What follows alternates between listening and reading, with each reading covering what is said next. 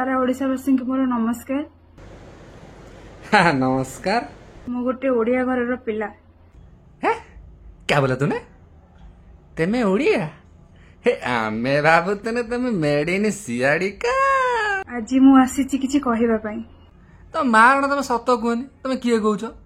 तमे कोड देखला बेले ना चले मु जानि पाने तमे किए कहूछ? तमे किए? आज्ञा डाली केमति दउचंती? डाली आमे ओजन करके दउचो। ओहो किलो केते दउचंती? ये बा में साउ वेराइटी स्टोर नु आओ।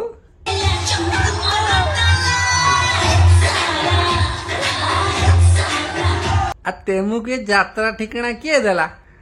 तेमे एठी नुआ नुए म तेमे भलिया केते आइचन केते जाइचन हेले तमे टिके अलगा।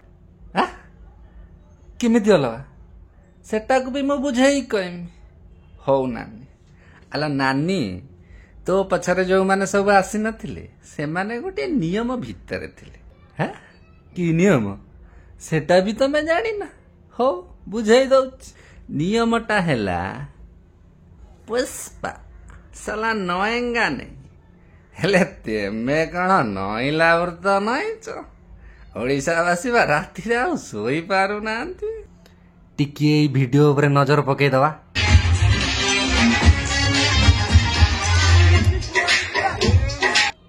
आउ आगु को देखियो मु देखई पारिमे तमे अलग आड़े देखि जा आस।